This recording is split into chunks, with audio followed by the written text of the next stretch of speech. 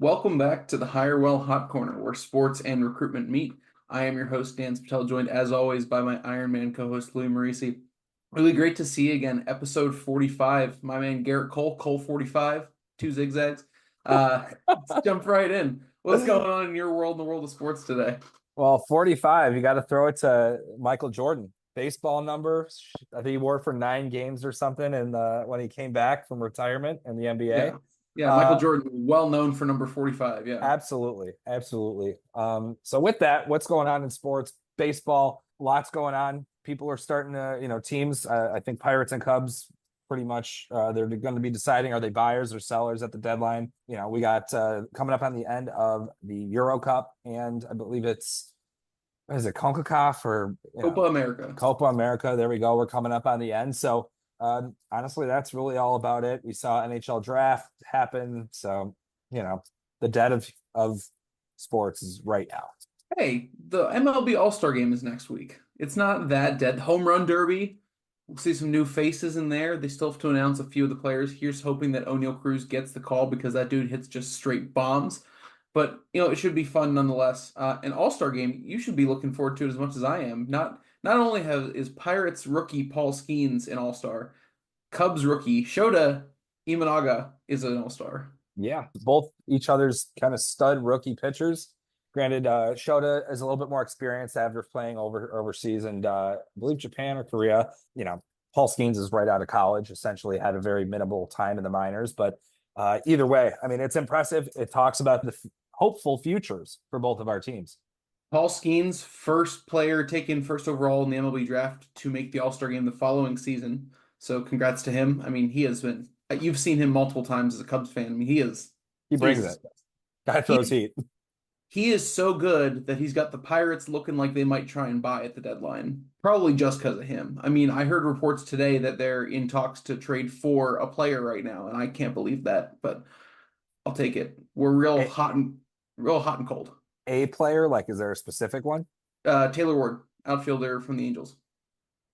Okay. Would shore up the offense a little bit, but sometimes they score 1 run a game. Sometimes, like yesterday, they hit 5 home runs a game. Real Jekyll and Hyde going on. So I would like some more consistency in that. But outside of those guys, I think it's the year of the rookie. It feels like Paul Skeens looking like the favorite to win National League Rookie of the Year. Sorry, Shota, but let me come Fair on. enough. Fair enough.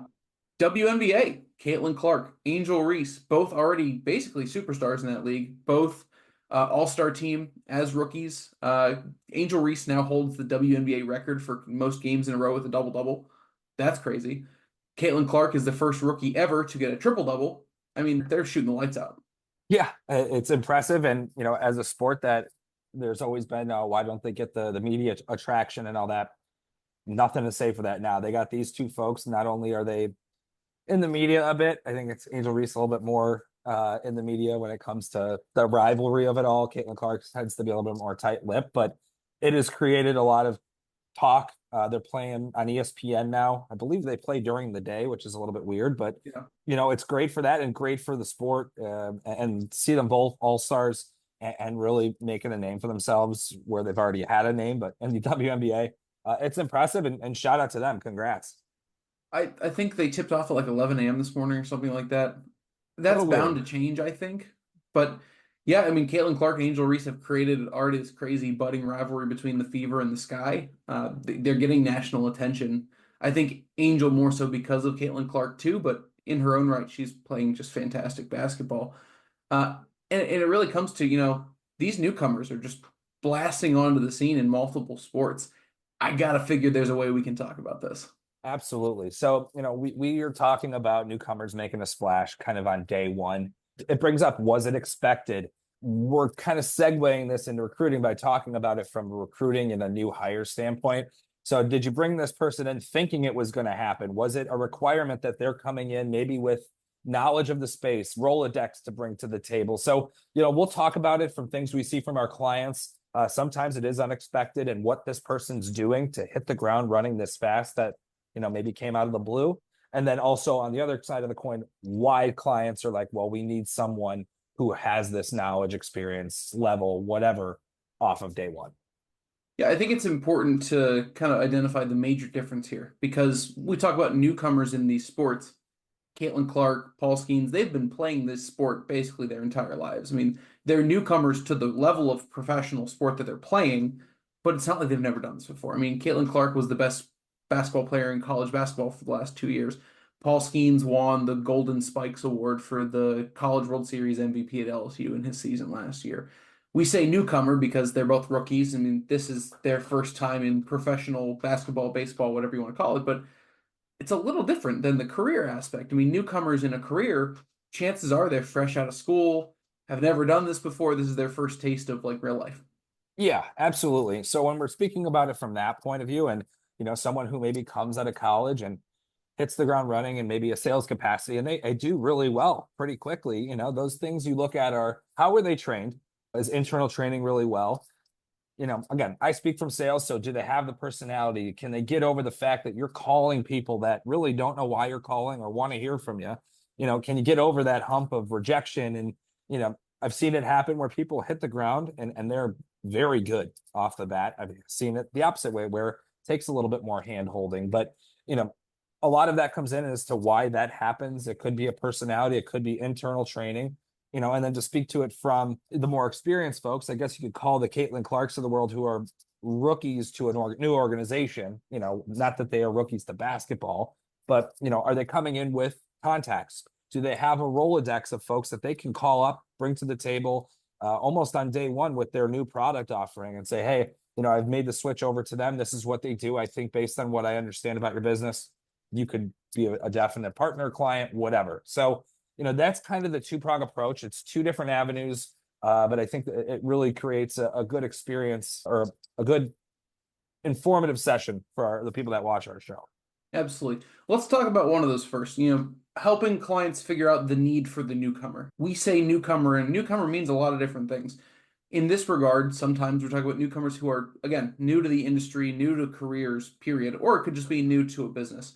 A lot of that is for these clients that we work with, it's determining the need. Do they need to hire someone who's experienced, who's been around the block, just hasn't done it for you or in this industry yet?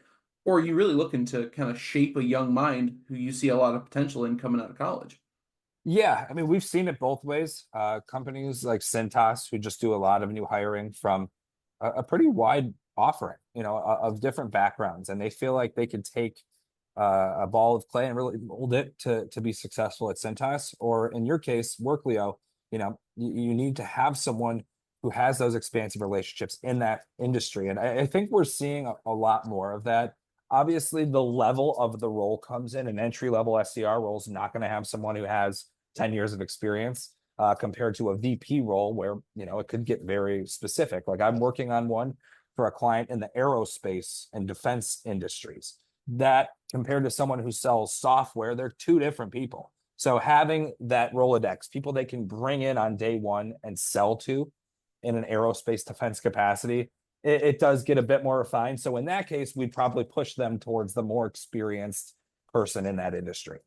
Sure. I think we find ourselves handling more of the more experienced search side of it, just typically from kind of how we do our jobs and the clients we tend to work with. A lot of these companies hiring like founding account executives or senior or manager or people who've been doing this a long time. Maybe they're in the position to hire their first key salesperson or someone to lead and build out a sales team.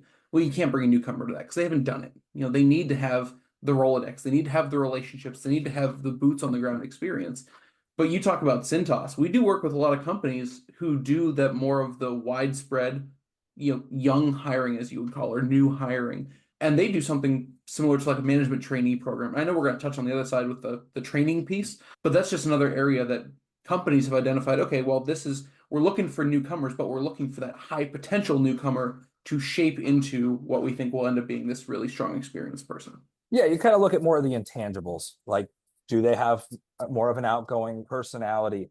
Have they held some sort of role where they have to be very client facing, whether that's maybe serving tables, being a bartender? Like you have to draw those segues given the type of role and the level of it. And you can work with that. If you're looking for someone to be in a sales capacity that is a hermit that likes to stay to themselves and be behind a computer or whatever, it's probably not going to be a great transition. So that you have to find those intangibles. And that's actually a lot of where I started my career, is finding entry-level sales folks who come from bartending, hospitality, customer facing, retail, and seeing those intangibles and thinking, hey, with the right type of training, can make them very effective inside sales, kind of corporate America type folks. Yeah. And that brings up a great question for a lot of employers who are looking to hire, newer, younger salespeople. How do you identify a newcomer and how do you know they're going to perform immediately? I think ultimately you can't predict the future. You don't have a crystal ball that says this person is going to sell this much in the first year because of this. But we do have, some ideas of some tells, I would say. From your experience, I think you've touched on a little bit, but, motivations, intangibles, a little bit of the background side. Yeah, you can't predict it. Spot on. You can't, but you can put everyone that is a newcomer in a position to succeed and do that by good training, whether depending on the role, not only role training, company training, and doing everything you can to get them ramped up and comfortable as fast as possible. Because, in both of our careers, I'm sure that we've seen or have spoken to people who have gone to situations where they're thrown to the wolves on day one. It's not an effective way. I'm not asking this person to be handheld for 3, 6, months, but there has to be that internal training that's a process. It's hashed out. And I think you're going to find yourself seeing more of a quicker ramp, maybe not day one, but maybe day 30, where they're producing at a clip of someone who's been there for 6 months. And that is solely based on their training and obviously some of that internal motivation. Yeah. And when it comes down to training or when it comes down to the need, sometimes it just straight up comes down to dollar bills. Really looking at how much can someone pay a new person? What do they really need them to do? Everything we talk about, and I think it's a consistent notion, everything's case by case. I mean, we work with clients of all shapes and sizes. There's no correct solution, whether you find one or the other. It's just about figuring out what's best for you and kind of mapping it out from there. Absolutely. Absolutely. And, a lot of that can be dictated, but, it depends on the requirements, depends on role. And, it's not a one size fits all. But that's kind of what we do. We're consultants in our recruiting space and try and educate our clients on, what exactly is needed in this role. And obviously listening to them if it's something very much a requirement. But either way, I think that's part of the value that Hirewell brings is our knowledge of the space and what candidates are capable of. Yeah. Shameless plug complete. Time for the 2-minute drill. Louie, Always. what's your favorite rookie, we'll say rookie debut that you've seen? Rookie debut. Well, Chicago guy, Patrick Kane, Connor Bedard, both won Rookie of the Year, and then Derrick Rose, Rookie of the Year. So let's start there. Favorite debut, like single game, Austin Matthews. Toronto Maple Leafs scored 4 goals in his first NHL game and still continues to score goals at a clip that, is Gretzky-like. So that's got to be number one for me. What did he hang up, 70 this past year? 69, didn't hit that magic 70 marker, but believe me, he'll be right back there next year. Oh, for sure. For me, aptly with the episode we're on, I was in the house for Garrett Cole's debut for the Pirates. Still a damn shame he doesn't pitch for us anymore, but everything happens for a reason. Now we have Paul Skenes. Garrett Cole drove in 2 runs as the starting pitcher of that game. What a great game to be at. But I mean, man, watching Paul Skenes start his career, pitched against the Cubs twice to start and was just lights out against them both times. Sorry, Louie. It was a lot of fun to watch. He's very much a filthy pitcher, and he should be for a very long time. Yeah. Yeah. I mean, he's good. There's no other way around it. Yeah. Unfortunately, I'll have to see him quite a bit over the next 10, 12 years. You've had yours. It's time for ours. Well, on behalf of Louie and myself, thank you once again for tuning into the Hirewell Hot Corner. Please do join us again in 2 weeks for our next episode. And as always, stay classy, LinkedIn.